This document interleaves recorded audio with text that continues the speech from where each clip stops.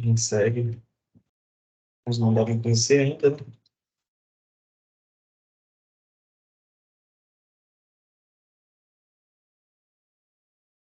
Vamos começar aqui, então.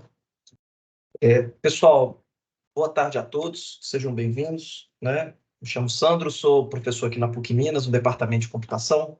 Trabalho aí em vários cursos, né? Ora estou num curso, ora a gente vai contribuindo em outros. E nós temos aqui o professor Hugo, que vai mediar, né, uma palestra que vai ser oferecida aí pelo Sérgio Dias, né? O Sérgio aí, ex-aluno da PUC Minas, né? Uma ampla experiência na parte de análise de dados, ciência de dados, inteligência artificial, vai poder compartilhar um pouco desse conhecimento com vocês. Bom, antes mesmo até de fazer a apresentação um pouco mais detalhada e passar a palavra, eu queria só chamar a atenção de vocês aí. Alguns que estão aqui certamente já estão sabendo do primeiro desafio de ciência de dados que a gente está fazendo na PUC Minas.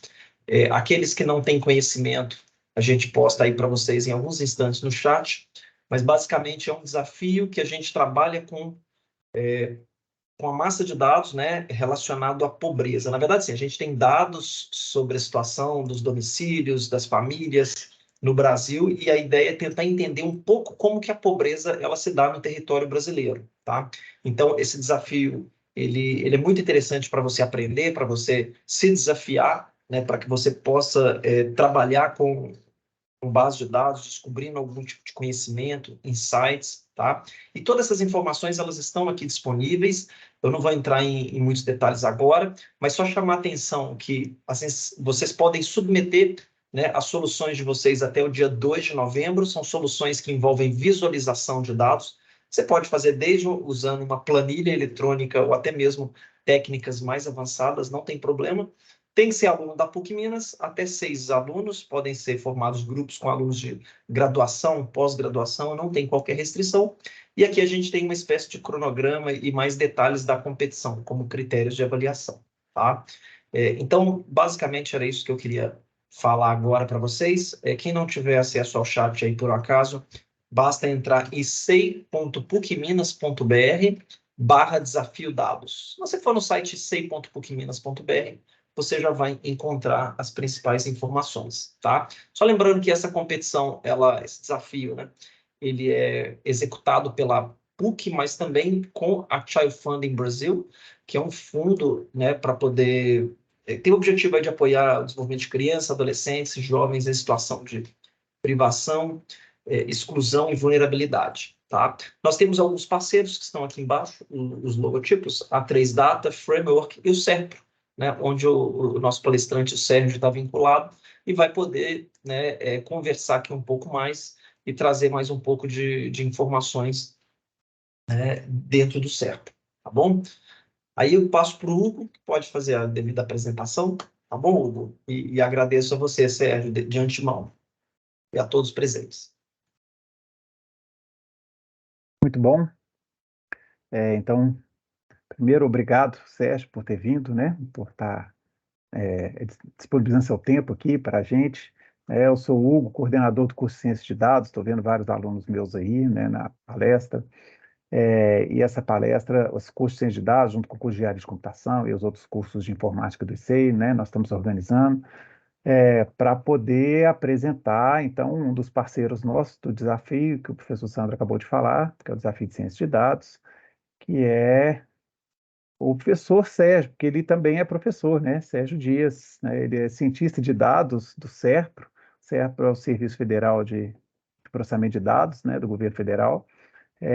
Mas ele, como o próprio Sandro falou, ele é professor também da PUC, né, nos cursos de especialização e com mestrado e doutorado em ciência da computação na UFMG. Continua fazendo pesquisa aqui com a gente. E ele vai apresentar, então, um talk de hoje que é muito importante, porque a gente sempre vê muitos casezinhos de aprendizado de máquina na área de ciência de dados, muito na parte de machine learning, né? Mas a gente vê poucos cases e poucas palestras na área de infraestrutura de Big Data, né?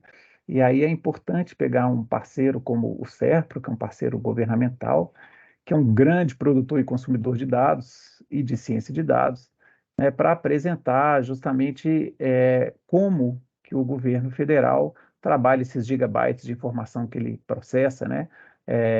Documentos que eles processam todos os meses, né? Lembra que a Receita Federal está sobre a responsabilidade do SERPRO, eu imagino que o Sérgio vai comentar um pouco sobre isso. Então, a gente vai hoje conhecer um pouco mais sobre essa questão de data lakes, né, lagos de dados, e como que o governo utiliza nesses últimos anos, tem utilizado nesses últimos anos, é, tecnologias de data science para lidar com esses grandes volumes de dados. Vamos ver como é que ele usa isso para projetos estratégicos aí, né? Ou seja, então, mais uma vez, obrigado. Eu vou desligar a câmera, você fica à vontade para iniciar.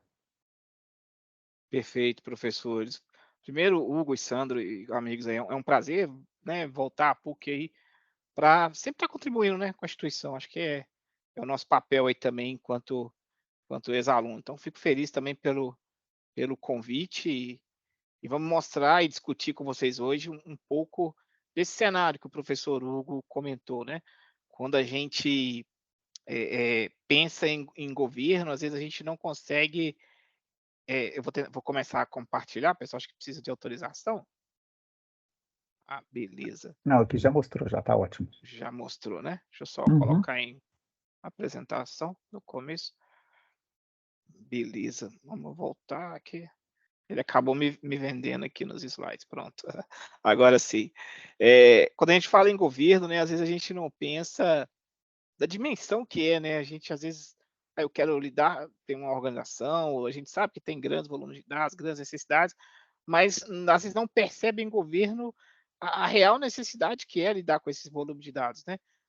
Eu brinco que volume de dados do tamanho do Brasil, né? Na realidade, são sempre bases muito grandes, né? E aí na palestra eu vou comentar um pouco, mostrar, né, seguindo a nossa agenda aí, o que é o SERPRO, como é que a gente lida com Big Data, né? Como que a gente lida com essas bases efetivamente do tamanho do Brasil, né? Vou mostrar algumas soluções de AI e Machine Learning, né, que o SERPRO tem provido, além de algumas considerações, né? E aí, no contexto também do desafio da PUC, na hora que eu mostrar alguns painéis, algumas coisas, a ideia é da gente discutir um pouco ali também, dar alguns insights aí para os colegas que estão no desafio que o professor Sandro comentou, né? Então, para começar, assim, eu vou tocar um pequeno vídeo, tá? Comenta o que cita, né, alguns sistemas do CERP, comenta um pouco a respeito.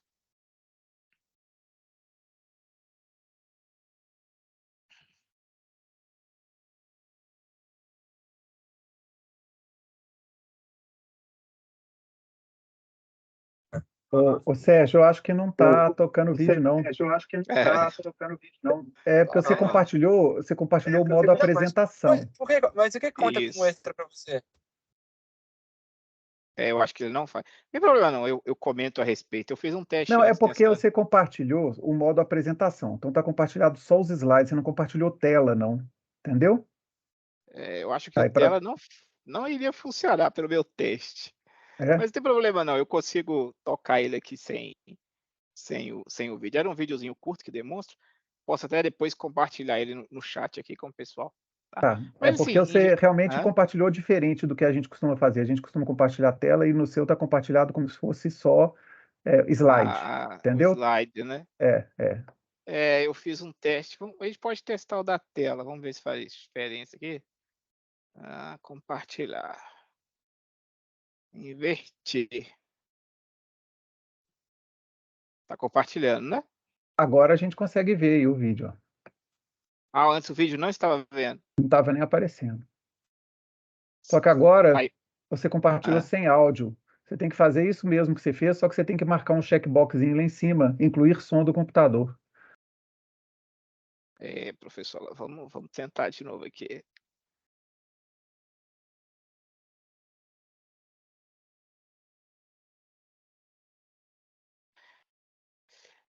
Eu estou usando o sistema operacional Ubuntu. No Ubuntu e a versão web dele, né? Aí na versão web ele não tem a opção do som, não. Ele então ele só permite a janela direto. então Mas tá bom. não tem problema não, pessoal. Eu posso até compartilhar o link, ele tá público aqui. Aí posteriormente o pessoal pode segui-lo, né? Mas, basicamente, o vídeo cita, né, alguns sistemas que o Serpro lida, né? Eu vou até comentar um pouco deles na sequência, né? Então, assim, o Serpro é uma empresa com mais de 50 anos, aí desde 1964, com projeções em todas as regionais, em 11 regionais do país, né? Assim, são 11 regionais ao longo do estado, né? Mais escritórios em outros pontos. Então, a gente está presente no Brasil como um todo, né? Quase 8.000 funcionários, quase mais de 3.000 desenvolvedores. Então, a gente tem, né, uma atuação muito grande nas N esferas de governo como um todo, né? Buscando aí sempre soluções digitais, né, para conectar governo e sociedade, né? O professor deu um exemplo, lembrou, né, do imposto de renda, mas existem muitos outros sistemas, né, que são fundamentais no governo, que são sustentados aí pelo Serpro, né?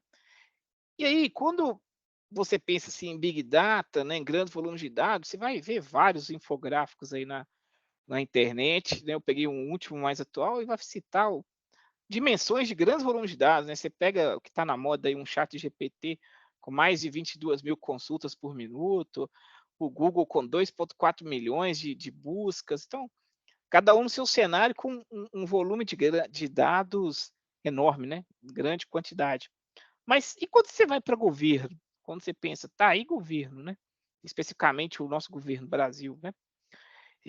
Alguns sistemas, né, por exemplo, o E-Social recebe toda a movimentação trabalhista, né, das pessoas. Então, você assina uma carteira de trabalho, você tira umas férias, você recebe o seu salário, você sofre um acidente. São tudo eventos ali, né, que o sistema precisa receber e gerenciar isso, né? 400 milhões mensais de documentos, né?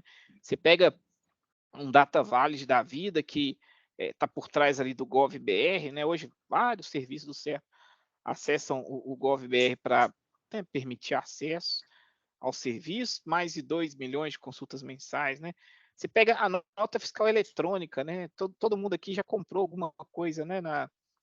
Virtual, né? Você chegou lá e eu comprei aqui um computador, um celular, aquilo emite uma nota fiscal, né? Um modelo eletrônico. Essa nota fiscal eletrônica, acho que ela está desde 2006, se eu não me engano.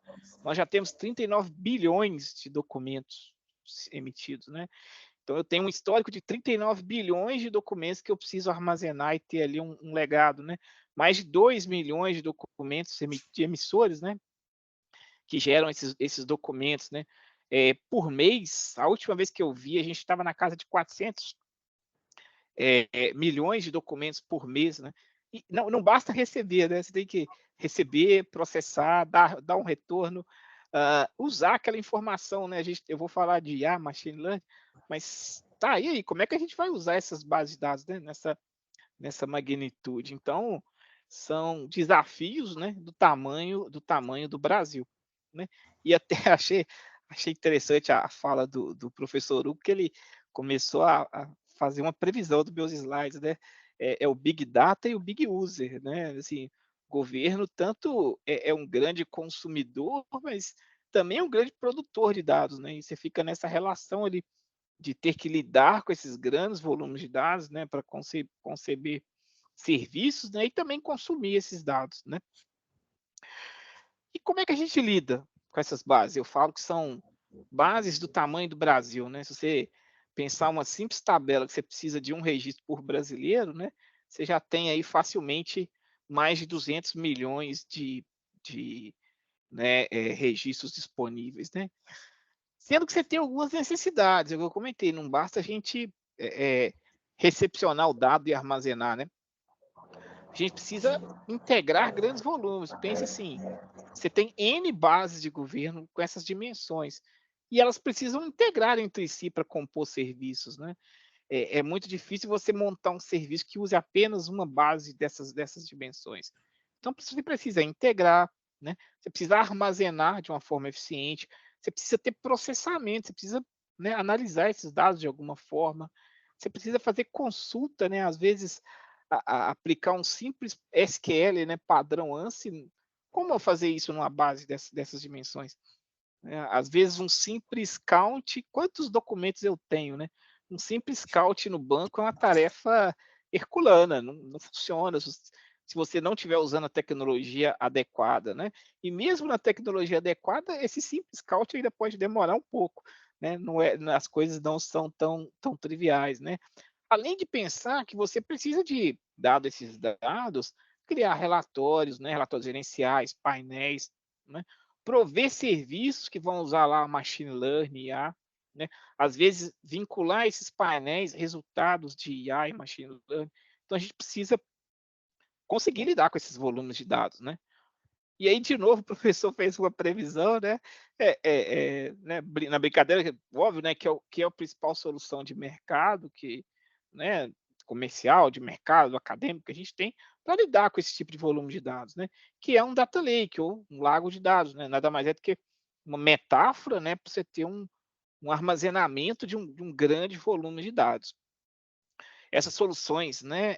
A gente encontra tanto solução empacotada de fornecedor, né? Você tem vários fornecedores de mercado, mas eles vão lá, empacotam as soluções, né, os diversos produtos, mais as especificidades que eles envolvem e vendem, mas você também tem soluções totalmente livres, né, baseado no ecossistema do Apache. Então, data lakes, pessoal, vão ser a ferramenta central para a gente conseguir lidar com esses cenários de governo. E aí, para cada um desses cenários, eu vou comentar rapidamente os casos, né, que a gente cai e as necessidades que a gente tem, né? Então, do primeiro, né, vamos chamar de dimensão, na dimensão 1, você precisa lidar com fontes de dados de origens distintas, né? Então, eu vou integrar, seja lá uma base de um data valley, uma base de nota, de E-social ou de outros N tipos de processos, né? Formatos diferentes, né? Então, o relacional, que é o tradicional, é muito raro, né? Quando eu tenho um relacional, às vezes você faz uma cópia dele para o data lake, mas você vai ter que lidar com outras fontes, como semi-estruturados, como XML, né? Imagens, né? Templates de imagem, já pensando em soluções de IA e machine learning, né? Áudio, vídeo, né? Então, eu vou citar uns exemplos de serviços que eu preciso lidar com esses tipos de dados, né? E nessas mesmas, esse mesmo volume, né? E você tem vários aspectos, né? Às vezes você tem sistemas legados que você vai precisar integrar, né? Você tem um termo que a gente usa lá, que é o tal do cotejamento, vindo da área da contabilidade, né? Eu citei que a gente tem, por exemplo, 39 bilhões de documentos XML já, né? Recepcionados. Tá, se eu quero carregar esses 39 bilhões, né? Você pensa assim, nossa, é um simples Ctrl+C, Ctrl+V? Não, né? Certamente, eu vou citar, a gente vai trabalhar com processo largamente distribuído, multithread, multimáquina, com várias tecnologias para paralelizar isso, né? Aí você dispara um simples jobs e ele cai, né? Você por acaso perdeu aquele job. No final faltou um documento. Pô, não pode, né? Imagina um cenário assim, faltou uma nota fiscal e era a nota fiscal da Petrobras vendendo um navio. Se você olhar o valor financeiro, né, é inaceitável faltar. Então, além de todo esse, né, processo de cópia para lidar e integrar com dado, você tem que estar sempre muito atento a esse aspecto, né? Não pode faltar nada, né? Isso costuma ser bem desafiador, né? Antigamente, né, eu tenho 14 anos de Serpa, então os primeiros projetos a gente trabalhava muito multithread para Java mesmo, né, raiz, então você criava uma arquitetura com cliente, servidor, N máquinas, né, cada máquina fazendo um trabalho de worker. Tá, mas essas coisas evoluem, né? Então, hoje a gente já trabalha com MapReduce, com Spark, Scala, né? Ou PySpark, né? MapReduce, Scoop para fazer carga de dado do legado de dado relacional, né? E sempre com um pipeline, assim, né? De como é que eu vou carregando as etapas do dado bruto, né? Para o data lake aqui, fazendo controle, né? Faltou um documento, tem que ter uma tabela adicional que, olha, tenho tantos bilhões, trouxe o primeiro, trouxe o segundo, trouxe o terceiro, né? Fazer esse controle, né? E são alguns exemplos de tecnologias que a gente aplica. Hoje, muita solução baseada em fila de mensageria, por exemplo, por meio do Kafka, para você controlar, né, e paralelizar o processo mais facilmente, né. Já quando eu venho para armazenamento, né, primeiro eu pensei em carregar, agora eu vou né, definir a tecnologia de armazenar. Qual tecnologia eu vou usar? Galera, tudo que tiver disponível, né. Não existe, uma bala de prata, uma solução pronta, né. Dependendo do seu dado, você vai usar tanto um banco chave-valor como o HBase, ou vai escrever num HDFS da vida direto. Então você tem sempre essa grande combinação de tecnologias, né, para conseguir lidar com esse armazenamento, tirando sempre o melhor de cada uma, né. Então, um banco Kildo, por exemplo, é um banco semelhante a um banco relacional, então você consegue um tipo de característica. O HBase, que é um chave-valor, né, uma espécie de hash, você passa a chave, que é o hash, ele te retorna o registro, você vai usar em outra característica. Então, é a combinação deles, né. E aqui é até interessante, né, às vezes a gente aprende alguns conceitos lá na graduação e se para: "Nossa, onde que eu vou usar isso?", né. Então, quando você acredito que ainda esteja lá para o terceiro período da graduação, né, pensando em computação, quando você vê sistemas de arquivo, você aprende lá que você tem paginação, que você precisa criar uma página de tantos mega, que você tem um índice que coordena aquela página. Aqui você cai num tipo de problema desse, né. Se você tem bilhões de documentos muito pequenininhos e põe numa página, né, e não coloca mais informações na mesma página, como são bilhões de documentos, você estoura o seu índice, né, que a literatura chama aí de small file problem, né. Você tem problemas de distribuição, você pensa no HBase, né, ele está distribuído num cluster com N máquinas.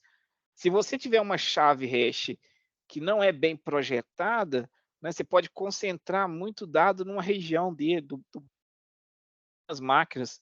Então, seu banco não estando bem distribuído, né, você não consegue lidar com essas bases. Então, notem que a gente cai em cenários assim reais mesmo, né? Eu brinco que são cenários raiz, né, da computação. Processamento, como eu citei, né, hoje a gente tem tecnologias mais interessantes, como Spark, Hadoop, né? Aí principalmente Spark com Scala, Python ou Java, né? E aí para cada necessidade você vai ajustando, né? Mas você ainda, em alguns cenários precisando de grande desempenho e soluções específicas, galera, a gente recorre lá ao velho e clássico C, né? Para conseguir ter desempenho em alguma coisa mais específica, né? E principalmente aqui é bom sempre evitar, talvez esse último budget devesse ter ficado no tópico armazenamento, mas de evitar ver o lago de dados como um banco. Ele não é um banco de dados, né?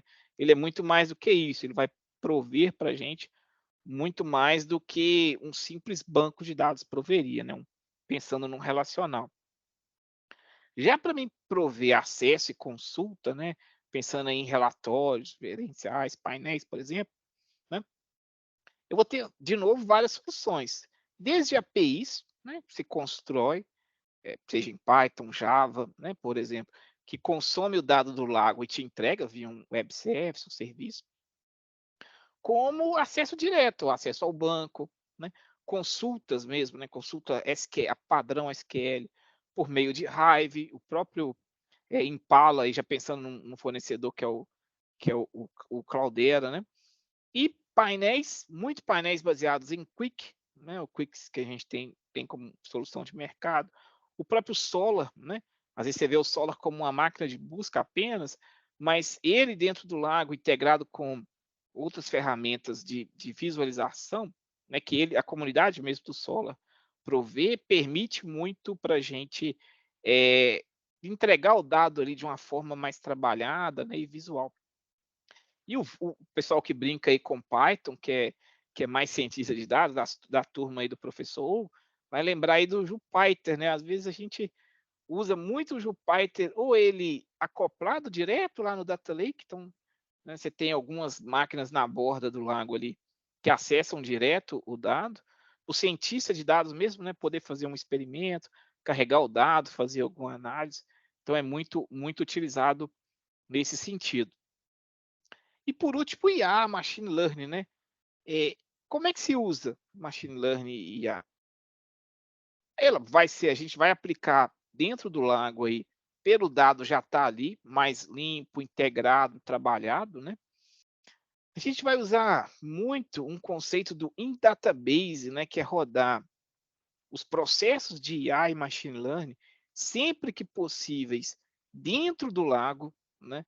Então, é o máximo possível de evitar a movimentação do dado. São volumes tão grandes que eu não posso ficar tirando ele ali para fazer alguma análise, né? Então, é muito comum a gente fazer os processamentos em database. E aí, Python, raiz. Galera, Python é raiz aí em ciência de dados, né? Em construção de IA e machine learning, não tem jeito. A gente utiliza muito. R, às vezes a galera fala, ah, não, R é só acadêmico, só academia que usa. Não, a gente usa bastante. Eu vou até depois eu vou ter um exemplo que eu vou citar, a gente utiliza. E algumas soluções até comerciais, como SaaS. Então, a gente às vezes tem algum cliente específico que precisa ali da plataforma, né? O próprio Jupyter, né? O Nime, uma ferramenta pública, né? Não pública, mas aberta, né? Que a gente tem, uma das versões dela é aberta na comunidade, a gente também utiliza para alguns experimentos. Aí, óbvio que aqui você começa a ter os cenários mais específicos, né? Você vai, dependendo da sua necessidade, você vai ter que ir lá antes, filtrar uma base, fazer um recorte, né? Ir ali no seu lago de dados, fazer uma espécie de sandbox, né, uma areazinha que você vai trabalhar e aí fazer o seu experimento, né?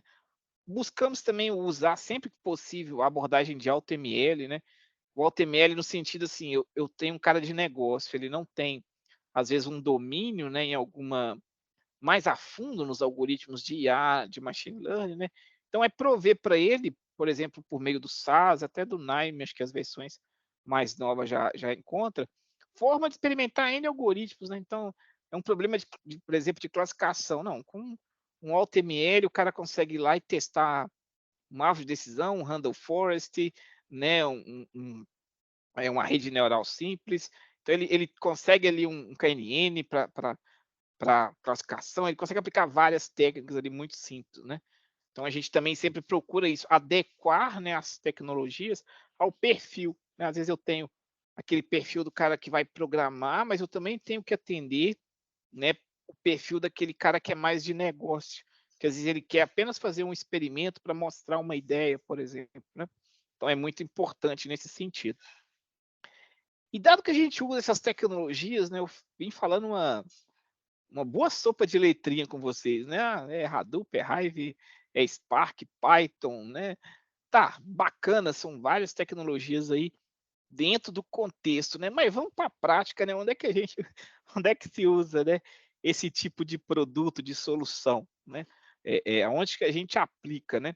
Então eu vou mostrar alguns exemplos assim, poucos que eu selecionei, de visão computacional, de PLN, né? De dashboards ou painéis. Então vou mostrar alguns exemplos para vocês. Quando a gente pensa em data lake, né, em base de biometria, surge a necessidade lá do lago de eu ingerir o dado, primeiro ponto. Então, imagina assim, eu tenho uma base de íris, eu tenho uma base facial, eu tenho uma base com a palma da pessoa, com a representação, com a digital, né? E eu quero colocar tudo isso aí lá no lago de dados, né? E note que quando eu integro várias bases de dados, de certa forma, isso pode gerar alguns problemas. Então, imagina que eu tenho duas pessoas com. Na verdade, o seguinte contrário, né? Eu tenho o mesmo identificador, por exemplo, o CPF, né? E numa base a pessoa está com uma foto que é dela, e em outra base ela está com uma foto diferente, por exemplo. Então, eu quero bater isso, né? Eu quero fazer um cruzamento ali. Olha, essa pessoa é ela mesmo? Ou não? Esse CPF está se batendo por outra foto? Né? Ou até casos duplicados pela própria imagem, né? Se eu tiver uma base só com a imagem, aí eu quero verificar aqui se o Clis tem isso tudo, né? Se eu tenho vários registros dele aqui. Então, a gente chama isso de deduplicar, de limpar a base, né? Mas sobre o viés de uma base de biometria, né? Aí só para deixar mais claro, biometria, os exemplos são esses, né? Você tem a palma, a face, a íris, né? Diferente de um dado mais relacional, né? Mais texto, digamos assim, né? E dado uma base dessa dimensão, pensa assim, eu tenho uma base do Brasil, né? Eu tenho a foto de todo brasileiro. Por exemplo, imagina o TSE, você votou, você tem a sua foto. Quem tem carteira de motorista, você tem a foto na carteira. Então, se eu tiver de todo brasileiro, só eu tenho uma base de 209 milhões de imagens, né? Agora, se eu quero fazer uma deduplicação, aí você vai lembrar lá da ordem de complexidade, o que é? Eu estou pior caso, você está batendo um com todo mundo, né? Então, peguei o primeiro registro, comparei com todo mundo. Peguei o segundo, comparei com todo mundo. O terceiro com todo mundo. Então, dá um n para n ao quadrado, você pode tirar a diagonal, dá um pouco menos, né? Mas é de uma ordem de grandeza alta, né? Isso é um tipo de processamento bem pesado que você tem para fazer, né? E você pode querer fazer consultas, né? Então, pensa aí, você tem o Sylvester Stallone aí, você tem a base lá com N pessoas que você já limpou, você tem uma foto diferente da que você tem lá, né? E você quer falar assim, essa foto que eu acabei de tirar, né? Ela se encontra na base, eu quero fazer um tipo de consulta, né? Consulta relativamente simples, você pode pensar assim, mais ou menos, né? Nota que aqui por trás, o que eu vou ter? Eu vou ter aqui um modelo de IA que vai reconhecer o rosto da pessoa, representar ela com N pontos, né? Que 128 pontos, por exemplo, né? E esses 128 pontos, que a gente chama de um template, eu vou ter que buscar, né, ali na base, um por um, aquele que tem uma distância de similaridade, como cosseno, distância euclidiana, alguma métrica do gênero, similar à pessoa, né? Dentro da base como um todo. Solução? Embarque seguro, né? Acho que se você já usou recentemente aí processo de embarque em alguns aeroportos no Brasil, como é que funciona? Você chega, né? Tá, a pessoa ela para em frente ao processo de check-in, só de você tirar a foto da pessoa, né? Você consegue, com a foto da pessoa, fazer uma busca, identifiquei que só pela imagem, né, que essa pessoa é o Stallone, não é Stallone não, né? O ator, achei ele na base e assim por diante, né? Então, é um exemplo de aplicação quando você pensa em biometria para um grande volume de dados, né? Outros exemplos, visualização de documentos, né? Eu vou só tocar o documento, ele vai mostrar a digitalização, né? O cidadão ele pode pegar um documento, tirou a foto da frente, tirou a foto do verso, né? E aí, por meio de modelos de IA e machine learning, você primeiro extrai, né, as informações do documento, o nome, CPF, etc., né? Cruza com outros dados que você tem e fala, não, esse documento aqui é o documento, nesse caso aqui do Carlos, né? E assim por diante, né? Ou seja, dada a foto, você recupera as informações, né? Aqui, à frente da solução, né, o core, é você com modelos de IA conseguir reconhecer o texto ali dos documentos, né? Prova de vida, né, é um tipo de solução que também é baseado muito lá na raiz, né, em IA. O que é a prova de vida, pessoal? Quem é aposentado recebe algum benefício do governo? Uma vez por ano, ela antigamente tinha que ir lá no banco, né? Aí você pensa, mas coisa simples. Mas, cara, nós somos um país praticamente continental, né? Então você tem que pensar assim, eu posso ter uma pessoa idosa, acamada, né? Posso ter um deficiente, que às vezes ele não consegue ir no banco, né? E corre ali o risco de perder o benefício. Por que não provar que ela está viva a partir da casa dela, né? E o Liveness é isso, né? Eu consigo provar, esse primeiro exemplo era a pessoa mesmo fazendo, né? Não filmagem, né? Mas fazendo o processo dentro do aplicativo, né?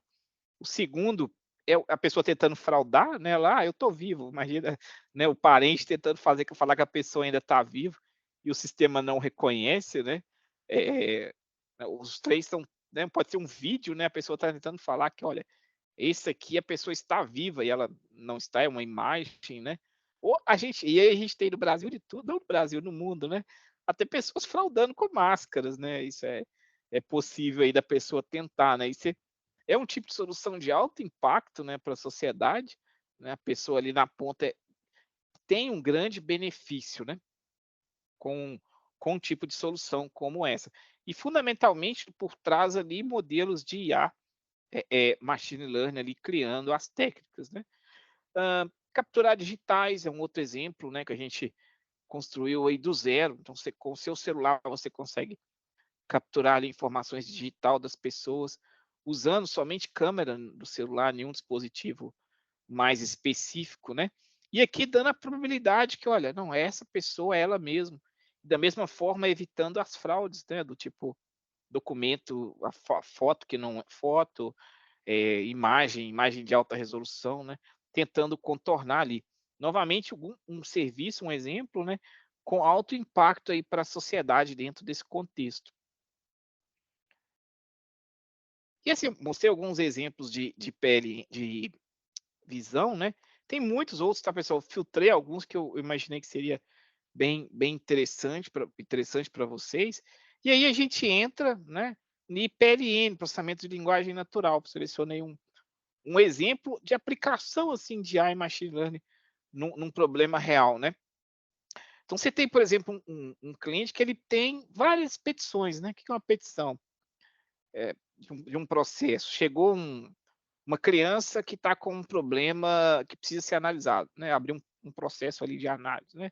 Então, o profissional ele tem que descrever aquele processo. Olha, segundo a lei tal, né, da data X, etc., pelo Estatuto da Criança, a gente tem que seguir as leis, seguir isso e assim, e essa criança está em condição que precisa ser analisada, etc. Então, quando você olhava para clientes que têm esse tipo de necessidade, a gente pode generalizar, né? Ao longo do tempo, você percebe que eles têm vários processos idênticos, né, que eles faziam ali, e o texto é muito repetitivo, né? Sempre que surgir um processo relacionado à criança, tem algo similar. Sempre que for idoso, tem algo similar e assim por diante. Então aqui foi aplicar técnicas clássicas lá de agrupamento de texto, identifica o que é comum entre os dados, né? Ó, toda vez que for criança tem que ter isso. Toda vez que for idoso tem que ter esse outro aspecto. E assim por diante, né? E dado o legado, né, o histórico, construir um sistema que, opa, eu vou criar uma nova petição, de que tipo que é? Ah, é de idoso? Marca aqui no checkbox, receba um template, né? A respeito ali para você já somente completar com as informações chaves, né? Então é um tipo de exemplo que mostra assim, eu tenho um legado, né? Mas às vezes é um trabalho um serviço muito trabalhoso, muito custoso, que você auxilia ali o processo, né? Andar mais eficiente, e assim por diante. Então às vezes a gente trabalha muito nesse tipo de solução também, aplicando ali, né, as técnicas clássicas de IA e machine learning. Modelos preditivos, pessoal, aí já começa até mostrar alguns painéis, mas mais no final eu comento com vocês, né? Então, previsão em geral, né? Esse é um exemplo de painel para previsão de acidentes, né? Então, você tem ali, por exemplo, o estado do Rio, né? Tem alguns acidentes de trânsito, tá? Você tem ali eventos ao longo do histórico, né? Então, por exemplo, ó, véspera de feriado, como agora, ou durante o feriado, tem-se uma maior probabilidade de ter eventos de acidente, né? Então, criar modelos ali por trás que vão fazer essas previsões, né, de possíveis acidentes, né? Integrando nesses tipos de resultados já em painéis, né? De uma forma bem visual, um painel mais gerencial, né? Você tem previsão de consumo de licenças, né? Então, isso aqui você até generaliza, né? Você pode pensar todo tipo de consumo que você tem, né? Então, imagina que você tenha uma API, por exemplo, né? Relacionada à nota fiscal, por exemplo, você tem um sistema que vai recepcionar nota, né? Você pode ficar ali prevendo, olha, determinados períodos do ano, né, de acordo com o comportamento, eu sei que eu preciso de mais infra, menos infra, né? Por exemplo, para recepcionar os dados, os documentos. Então, modelos de previsão em geral, né? E aí, novamente, acoplados, né? Dando um aspecto mais visual, né? Gerencial. Então, até certo ponto, o dado histórico era esse, o dado vermelho já é a previsão que o modelo está apresentando e assim por diante. Otimização, galera. Você vai lembrar aí de pesquisa operacional, né? Você viu lá atrás, problema da mochila. Eu aposto que quando você imaginou aquilo lá atrás, você ficou pensando assim, nossa, onde é que eu vou usar, né? Pois a gente usa, né? É um exemplo real de aplicação de um sistema que hoje utiliza a lógica do problema da mochila. Que era o contexto que eu tenho processos que precisam ser julgados, né? Então eu tenho um monte de processos, cada um com as suas características, e um grupo de pessoas que vai julgar. Eu preciso falar assim, olha, eu tenho que pegar X processos e entregar para uma pessoa, outro X entregar para outro. Mas qual que é a melhor estratégia para fazer isso, né?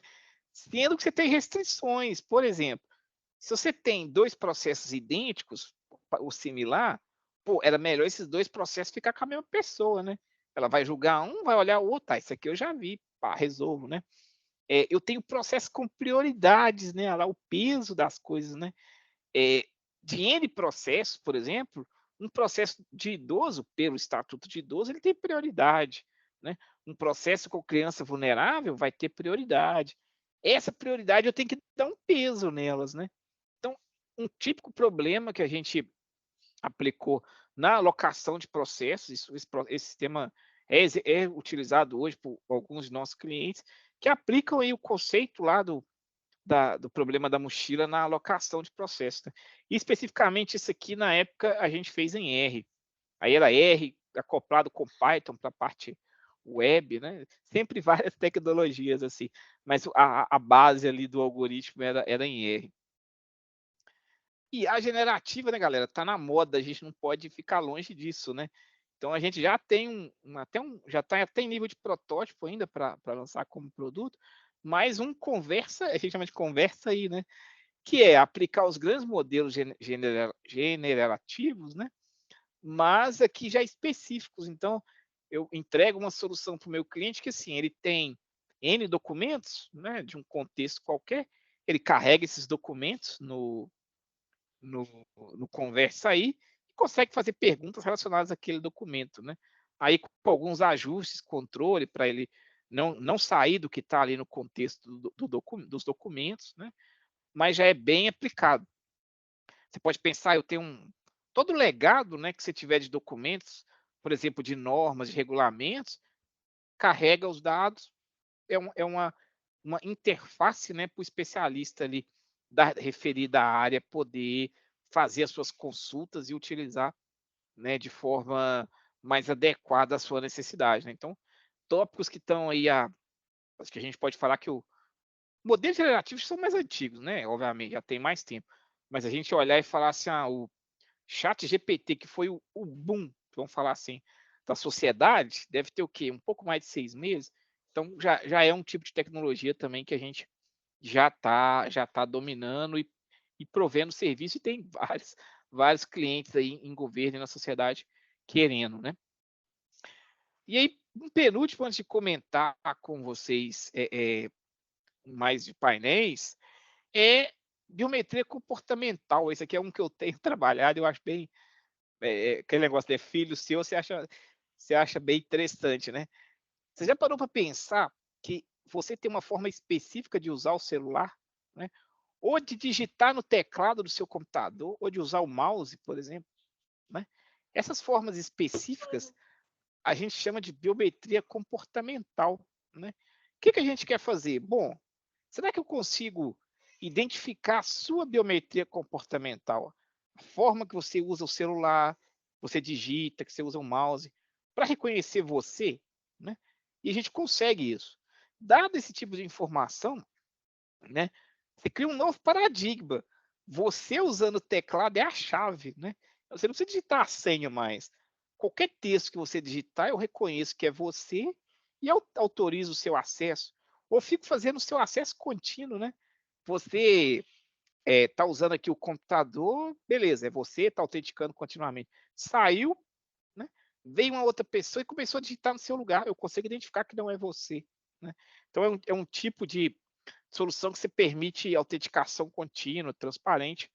É que um pequeno exemplo, né, de um protótipo, você tem uma pessoa usando aí aqui é um demo, tá? Uma pequena locadorazinha, tem uma barrazinha em cima, ela está em verde, não dá para ver a probabilidade devido ao vídeo, mas ela está mostrando ali a probabilidade de ser a pessoa, né? À medida que a pessoa navega, ele aponta, não, está verdinho, com uma probabilidade certa de que é, no caso aqui era o Sérgio, né? Passou para outra pessoa, né? A outra pessoa começa a utilizar, à medida que ela vai utilizando, o sistema vai detectar que não é mais o Sérgio que tá utilizando, é uma outra pessoa. A próxima probabilidade que ele apontar, a barrinha em verde lá em cima, muda de cor, vai ficar em vermelha, indicando que, opa, tem uma possível fraude aqui, né? Aplicações bancárias, diversos tipos de aplicações, lá ficou vermelho, indicando que, olha, tem uma alta probabilidade de não ser mais aquela pessoa que estava utilizando ali o dado, né? Então, um tipo de exemplo de aplicação que a gente tem construído protótipos, planejando implantação, mas de grande impacto aí para a sociedade, né? Para as pessoas em geral. E aí, pessoal, por último, a parte mais de painéis e análises, né? Aí eu vou dar um brief só de mostrar alguns painéis para vocês, né? E aí chamar alguma atenção, que eu acho que é importante para o pessoal, dos colegas do desafio, né? Painel, pessoal, é o tal do tell story, né? O pessoal contar uma história, né? Então, você que está aí, né, ou acompanhando a gente agora ao vivo, na gravação posterior, que vai fazer um painel lá do desafio, pensa assim, que história eu quero mostrar, né? Como é que eu vou guiar, né, se fosse da TV, era o meu telespectador, né? Como é que eu vou guiar aqui o meu usuário para que ele chegue a uma conclusão, né? Para que ele veja desde o dado ali no seu comecinho, né, até lá na ponta e ele tenha um real entendimento, né? Então, tipicamente, aqui não mostra, mas eu tenho várias abas, né? É um painel com mais de uma aba. E eu começo assim, a primeira aba, uma aba mais geral, né? Então, uma aba que mostra o primeiro dado para ele de maior impacto, mas apenas um número, pouca coisa assim. E à medida que você vai navegando no painel, né, você vai contando essa história. Então, olha aqui, a fome no Brasil, né? Olha, a fome no Brasil, numa visão geral, tem essa dimensão. Olha, se eu quebro por estado, por exemplo, tem essa dimensão, né, no segundo painel. Se eu parto para um terceiro, olha, se eu analiso a fome, né, com o índice de desenvolvimento humano, aí já pensando em integrar a base, né, pessoal? Uma boa dica aí é buscar outras bases além da base principal, né, para você enriquecer o seu dado, né? Então, se eu quebro ali uso um índice de DH, por exemplo, eu vou complementando essa visão, né? Então, ter em mente a história que vocês querem contar, né?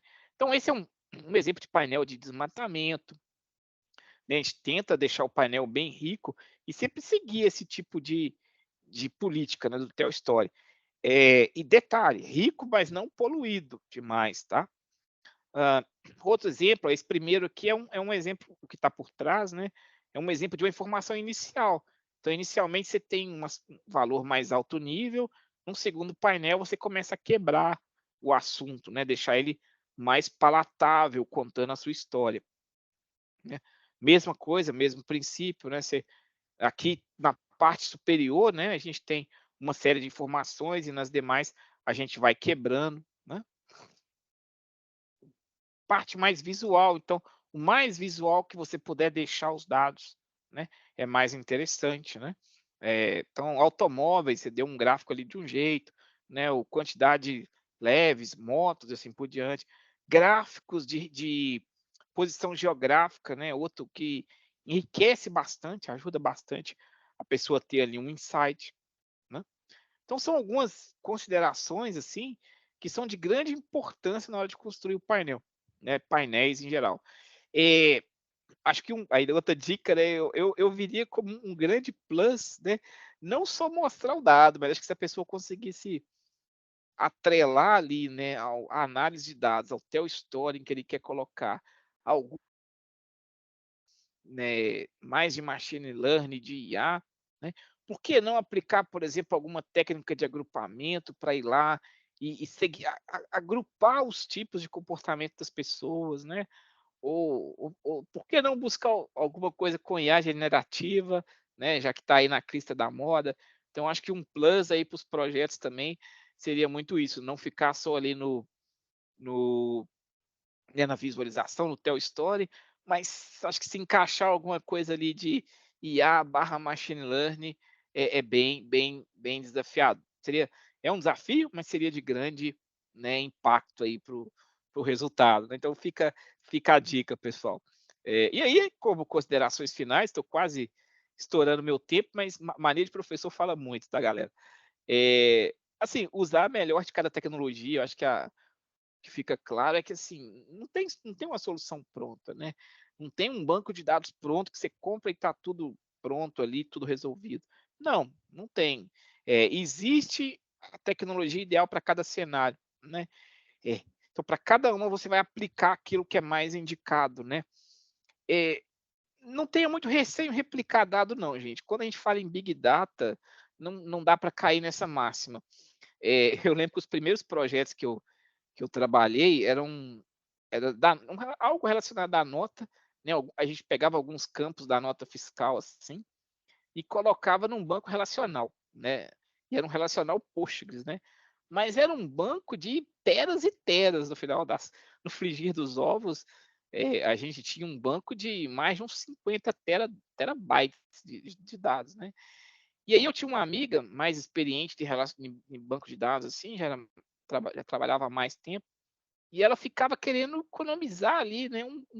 Escovar o bit para o modelo relacional ficar um pouquinho menor, né? Para que lá dos 17, nos bilhões, no tamanho total do banco, fazia grande impacto, né? Era o contexto que a gente tinha, né?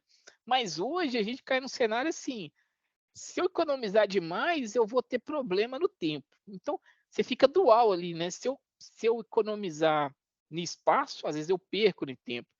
Então, às vezes, eu replico a mesma informação em estruturas diferentes, né? Replico, por exemplo, num banco chave-valor como Adebase, né? E tem uma visão desse mesmo dado num banco como o Kildo, né? Ou em alguma outra estrutura como um Parquet, porque eu tenho no Adebase, né, um acesso rápido com chave, mas eu não tenho no Adebase uma forma de fazer consulta eficiente com ranges. Se eu falasse o Adebase me dá um scan, né, para ele buscar o dado e colocar condições que são as condições do where, ele não dá resposta. Então, esse tipo de solução eu tenho que buscar outro banco, né? Então, é combinar o melhor de cada um. Então, é muito importante isso. Eu diria que a gente tem uma grande demanda, né, de projetos de IA. Todo mundo chega querendo, é igual menino pequeno quando vê quer. Então, acho que todo mundo quer IA, né? Em geral, a sociedade, quando escuta, quer também, todo mundo quer, né? Então, a gente tem uma grande ampliação desse assunto aí no cenário de governo. E por último, né, eu não poderia deixar de falar, sem sair daqui sem citar, galera, sempre seguindo os aspectos da Lei Geral de Proteção de Dados, né? Sempre você lida com esses volumes de dados, você tem toda uma responsabilidade ali por trás que você tem que estar atento, e a gente tem legislações específicas que guiam, né, como é que esse processo ele deve ocorrer, né? Então, sempre estar atento aí. Mas é isso, pessoal, que eu queria colocar para vocês, e fico aberto aí para perguntas, comentários. Não sei como é que a gente segue a dinâmica, professores. Então, Sérgio, obrigado. Obrigado pela palestra. Você acabou, né, falando bastante. Nós ainda temos um tempinho aqui para as perguntas, mas você falou muita coisa, né? Muita coisa aí para o pessoal processar. É lógico que eu tenho algumas dúvidas, mas eu vou primeiro abrir para o pessoal. Tem alguém que gostaria de fazer pergunta? Pode fazer pergunta pelo chat, pode levantar a mão. Aí a gente faz a pergunta aqui para o Sérgio responde.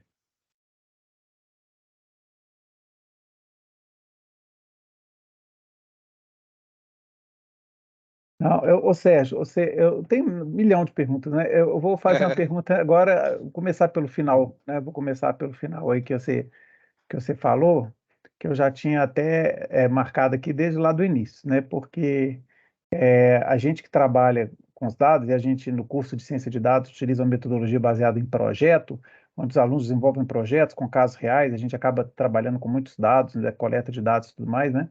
E no setor público, a LGPD que você acabou de falar, né, fala que os dados que não se aplicam à LGPD é só segurança pública, defesa nacional, segurança do Estado, né, infração penal, né, que todos os outros se submetem à LGPD. E você fala de INSS, de social, você fala, né, de diversas bases aí que utilizam dados, que a gente chama de dados de interesse público, né, que serve para orientar as políticas públicas, mas como é que vocês estão trabalhando com esse tanto de ferramenta, e você acabou de falar de replicação de dados, como é que vocês trabalham com a questão de segurança nesses data lakes e essa questão da conformidade com a LGPD? Uma outra coisa, ainda nessa parte da LGPD e da coleta de dados, eu tinha um conhecimento, já tem um tempo que eu até estou meio afastado, mas eu tinha um conhecimento grande da STI aqui do estado de Minas Gerais, né? Que eles processavam os dados aí da Receita Estadual né, ICMS, ITCD, né?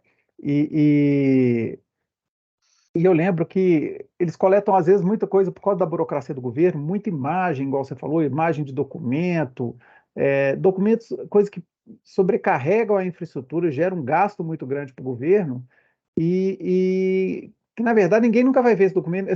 Sabe, a gente questiona qual que é a utilidade desses documentos escaneados, desses milhões de PDFs que são encaminhados. Eu queria ver essa questão da coleta de dados. Então, como é que vocês fazem a coleta mínima, que é o que a LGPD sugere, né, do ponto de vista do cidadão? Como é que vocês tratam essa questão da segurança e como é que vocês tratam com esses dados inúteis e que não são utilizados? São várias perguntas, né? Eu vou É, tentar responder aos pouquinhos, né? Aqui eu coloquei vários exemplos, né? Então, quando você cita assim, eu tenho a Nota, eu tenho outros sistemas, são sistemas com cenários específicos, né? Alguns deles se integram, outros não. Outros são específicos para aquela finalidade que ele foi definida lá atrás, né? Então, o exemplo da Nota, por exemplo, ela foi por lei, né, criada lá em 2000 e pouco, e ela vai seguir o cenário dela. Quando ela passa por processamentos, né, vão ser os processamentos de dar retorno para o cidadão que entregou, né, para a Cefaz, né, que recepcionou, por processo de recepção em geral, né? Quando você acessar o dado, vai ser acesso autorizado, né? Então, nota fiscal, por exemplo, é Receita. Então, a Receita vai estar lá, autoriza aqui o auditor a acessar o dado para ter a sua análise, por exemplo, né? Ou para construção de sistemas específicos para ele fazer aquele fim, né? Então, ainda no contexto da nota, se ele precisa da nota para fiscalizar, você pode pensar, eu vou fazer um DW para ele ter acesso ao documento, né? Eu vou fazer algum tipo de painel que dá acesso para ele. Então, você tem ali a justificativa, né, no contexto da autorização do dado, né, e da lei específica para ele utilizar. Então, é o dado, por exemplo, de fiscalização, seria um exemplo. Aí de vários aspectos, né? Em relação à volumetria, né? Às vezes você comentou de armazenar dados que não são úteis, né? Assim, todo dado que é armazenado, no contexto dele, ele é útil, né? A gente não armazena no sentido de armazenar, igual você deu como exemplo, armazenar por armazenar, né? O dado, ele é armazenado muitas vezes por força de lei também, né? Então, você tem uma base X, né? Por exemplo, vamos pegar pensar o E-Social, né? Que é o lado trabalhista, né? Então, por lei, você tem que reter o dado. Não tenho certeza do tempo, tá? Eu vou chutar aqui 50 anos. Né? Mas se você acho que até mais, acho que deve ser bem mais. Porque se você pensar assim, que você vai ter uma jornada de trabalho, né? Se você trabalhou 50 anos, né? E 30 anos e vai aposentar, então você tem que guardar no mínimo 30 anos, mais um período que a lei te exige, para que posteriormente você, por exemplo, possa rever ali os seus processos trabalhistas. Então, tem esse legado também, né? Que você precisa armazenar. Né? Em termos de replicação, né, que eu dei alguns exemplos da necessidade que a gente tem, dentro de Lago são replicações para processamento, né? Então você fala assim, eu preciso processar esse tipo de documento, né? Para mim conseguir processar ele, é melhor ele estar replicado, né? Então faço a replicação, se eu precisar armazenar, eu vou armazenar replicado, faço o processamento, atendo aquela necessidade que ele tem. E aí eu acho que por último, você perguntou vários aspectos, né? Em relação à segurança, etc., né? Todo dado dessa natureza, ele é todo dentro de central CD, né? Centro de dados, né? Então, o acesso ao dado, né? Ele tem redes específicas, áreas específicas, pessoas específicas, né? E durante aí pensando no fluxo de desenvolvimento, assim, mesmo de ciência de dados, a gente faz muito ciência de dados raiz mesmo, tá? De pegar paper, entender, trabalhar, experimentar, implantar e assim por diante. Você tem um grupo de desenvolvedores que vai trabalhar, se for possível não ser dado real, no primeiro momento ele vai trabalhar ali com dado não real, né? Uma vez que o dado é homologado, o sistema, né? É homologado e implantado, esse desenvolvedor ele já não tem acesso mais ao dado, é uma equipe específica que vai cuidar do centro de dados, com gestão de log, processos, etc. Então, assim, tem toda uma... a palestra pode ser um curso, né? Mas você tem toda uma governança por trás também para conseguir gerenciar e dar suporte a esse tipo de sistemas. Não sei se eu consegui responder todos os pontos, professor. Não, respondeu sim. Aqui, ó, o Rodrigo Correia fez uma pergunta aqui também. Qual que é o relacionamento da estrutura de dados envolvendo autarquias como a ANS, a ANP, entre outros? Em relação aos dados, elas são independentes ou dependentes da SERPRO?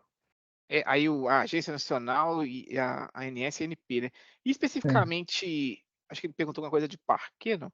Como é o relacionamento com a estrutura de dados envolvendo autarquias? Ah, tá.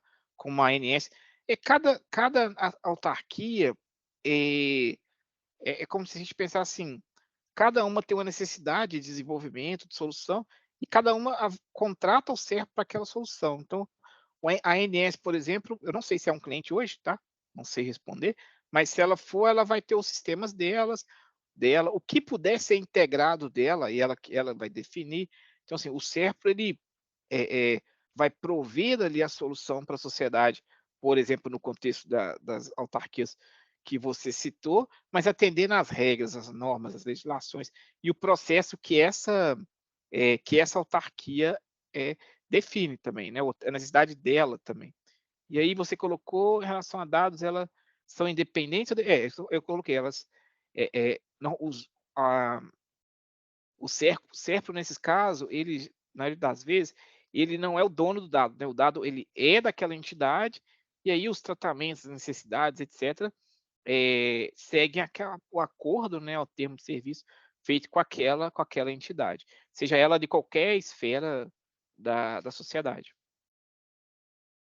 Entendi. Ô, gente, já são 19h05, eu sei que muitos têm aula, né? Véspera de feriado ainda, até que fez sucesso essa palestra, dado a competição com a véspera do feriado. É, Nós chegamos a 45 o, pessoas na sala. o tema é Aqui, quente. pois é, deixa eu só fazer mais uma pergunta que eu fico curioso, até pelo fato, né, de coordenar o curso de ciência de dados, como é que é a divisão das tarefas, das funções nas equipes de ciência de dados do SERPRO? Engenheiro de dados, cientista de dados, o papel é bem separadinho, ou é todo mundo full stack, faz de tudo? Como é que é a distribuição lá? A gente tem desde o full stack, eu brinco, às vezes é o asterisco, né? Mas a gente também tem pessoas com papéis bem definidos, né?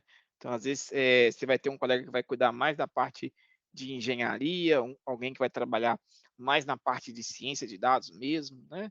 De sustentação. Então, como a gente tem muitas equipes divididas, né? Cada equipe, às vezes, trabalha com um perfil, né? Uma organização. Eu, particularmente, eu gosto de segmentar um pouco. Então, eu gosto do cara que vai fazer a ciência de dados ficar mais focado naquele ponto, quem vai fazer engenharia ficar mais focado em outro. Eu gosto de segmentar um pouco, sabe? Mas a gente tem times que a pessoa acaba atuando em mais de um ponto também. Entendi. Mais alguém, pessoal, tem alguma pergunta? Então, eu acho que nós vamos encerrar, né? Já passou do horário. Agradecer muito o Sérgio, lembrando que o Serpro é nosso parceiro aí no desafio, eles têm bases interessantes, né? Não, tem muita pergunta, né? Antes de acabar, eu só lembrei aqui de uma curiosidade que eu estava conversando hoje de É, dia do Serpro, que é, e a super receita?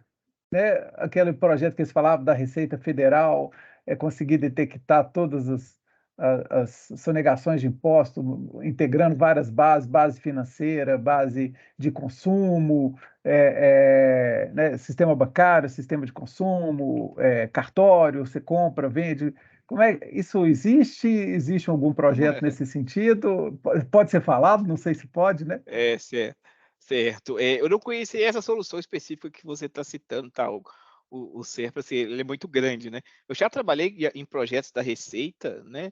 A nota fiscal era um e alguns outros, mas especificamente essa colocação sua eu não saberia te dizer, tá? Se tem eu acho que é um pouco de mito, tá?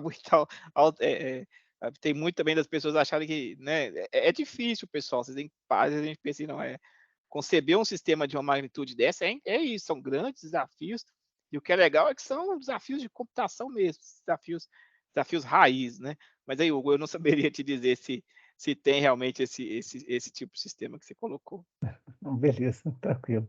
Ô Sérgio, então obrigado de novo, obrigado a todos que estiveram aí, gente, um grande abraço para vocês, bom feriado, né? E aí a gravação vai ficar disponível para todos poderem consultar no Sei Talks, aí pode divulgar, em geral, o Sei Talks ele ainda dá muita repercussão, assim, durante o grande tempo, tá? Obrigado pela parceria aí do Serp com a gente, né, e sua colaboração. Grande abraço. Perfeito, pessoal, eu que agradeço, um abraço.